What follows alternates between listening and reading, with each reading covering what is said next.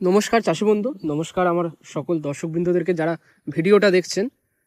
ভিডিওটায় click যখন করেছেন তার মানে আপনার নিশ্চয়ই বোরো ধানে কিছু একটা প্রবলেম হয়েছে।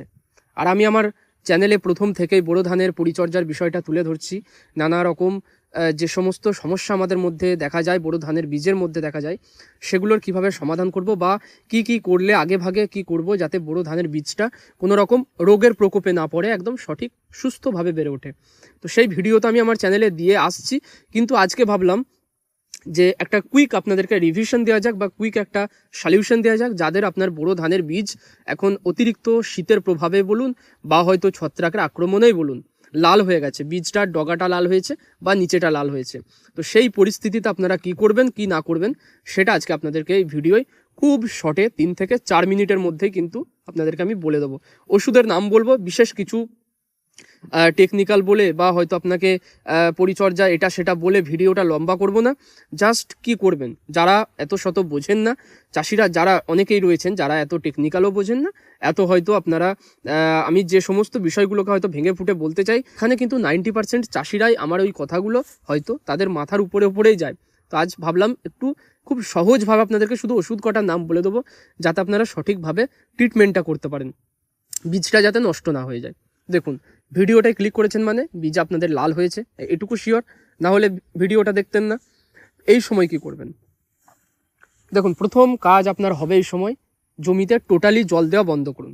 জল দেওয়া বন্ধ করে দেবেন, জমি একদম কিন্তু মানে দরকার হলে যখন সেই মাটিটা ফাটতে শুরু করবে তখন গিয়ে একবার ভিজিয়ে দেবেন, তার আগে অবধি নয়।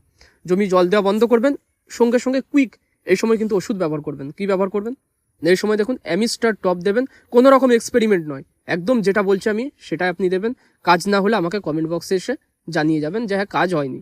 তো আমি শিওর আমি দিয়েছি বা আমি অনেককে আমি এইভাবে কিন্তু দেওয়া করিয়েছি, তাদের কাজ হয়েছে বলে আজকে আপনাকে আমি সিওরিটির সঙ্গে আপনাকে আমি বলতে পারছি। না হলে হয়তো বলতাম যে দিয়ে দেখুন কি হয় না হয়, কিন্তু আপনাকে এতটা যখন শিওর দিচ্ছি তার মানে কাজ আমি অনেকবার এর রেজাল্ট পেয়েছি বলে আপনাকে জানাচ্ছি। দেখুন, যদি লাল হয়ে গেছে দেখছেন, কোনো রকম এক্সপেরিমেন্ট নয়, এটা সেটা ওষুধ নয়, ডাইরেক্ট আপনি বাজার থেকে কিনে আনুন অ্যামিস্টার টপ। অ্যামিস্টার টপ দেবেন হচ্ছে 25 ml, প্রতি 15 লিটার জলে 25 ml, অর্থাৎ 1 লিটার জলে 1.5 ml করে। বুঝতে পেরেছেন ডোজটা? 1 লিটার জলে 1.5 ml করে।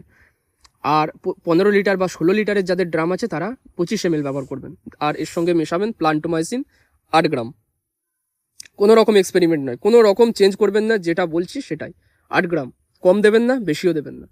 এই দুটোকে মেশান, সামান্য আঠা 5 ml আঠা ব্যবহার করুন বা স্টিকার বলে যেটাকে, সুপার স্প্রেডার বা আঠা, সেটা মিশিয়ে জাস্ট স্প্রে করে দিন খুব ভালোভাবে, কোনো জায়গা যাতে মিস না যায়। আর যে জায়গাটা দেখছেন যে হলুদ হয়ে বেশি পরিমাণে বসেছে, এমন করবেন না যে সেখানটা আবার ওষুধ দিয়ে ডুবিয়ে দিলেন, মানে একদম সেই 12টা বাজিয়ে দেবেন না। যেমন নর্মালি স্প্রে করেন একটুখানি যেন ভালোভাবে সব জায়গাটা পড়ে, সেইভাবেই করবেন। আচ্ছা, স্প্রে দিয়ে দিলেন, স্প্রে দেওয়ার পরে কি করবেন, এখানে জলসেচ সম্পূর্ণ টোটালিস্ট 1 সপ্তাহ বন্ধ রাখবেন এবং 1 সপ্তাহ পরে দেখবেন বীজতলা ঠিক হয়ে গেছে। হ্যাঁ, এটা বলতে বলতে আপনাদেরকে একটা সতর্কতাও দিই, যেটা হচ্ছে যদি জলসেচ দিয়েছেন 1-2 দিনের মধ্যে, তাহলে কিন্তু বীজটা আরও লাল হয়ে যাবে, যতই ওষুধ দেন কাজ হবে না। আমি নিজে হাতে কলমে করেছি, রেজাল্ট পেয়েছি, কি করে আমি ঠকেছি সেটাও আপনাদেরকে আমি জানাচ্ছি। আর যাদের বীজ ছোট রয়েছে তারা এই সময় কি করবেন, এই ওষুধটার সঙ্গে হিউমিক অ্যাসিড মেশাবেন। হিউমিক অ্যাসিড মেশাবেন হচ্ছে যাদের লিকুইড তারা মেশাবেন 20 ml বা 25 ml, আর যাদের পাতা মানে হিউমিকের পাতা তারা মেশাবেন হচ্ছে, দেখবেন 6 গ্রামেরও পাতা পাওয়া যায়, 10 গ্রামেরও পাতা পাওয়া যায়, যেটাই পাবেন এক পাতা মেশাবেন। তাহলে কি হবে, বীজটা খুব তাড়াতাড়ি বাড়তেও থাকবে। যেভাবে আপনার রোগে বীজটা বসে গেছে, বীজটা কিন্তু ছেড়ে যাবে, ওই যে বসা ভাবটা না, যে হলুদ ভাবটা, ওটা ছেড়ে যাবে, বীজটা স্বাভাবিকভাবে বাড়তে শুরু করবে।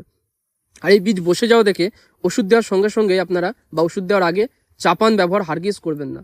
চাপান মানে 10-26-26 অথবা হচ্ছে ইউরিয়া 2 থেকে 3 দিন ওষুধ দেবার আগে অথবা ওষুধ দেবার পরে 3 দিন একটুখানি কোনো রকম এইভাবে মানে 2 থেকে 3 দিন কিন্তু কোনো রকম চাপান সার, ইউরিয়া হোক বা 10-26 হোক বা যে কোনো রকমের ভিটামিন খাবার ফার্টিলাইজার কোনো রকম এখানে দেবেন না।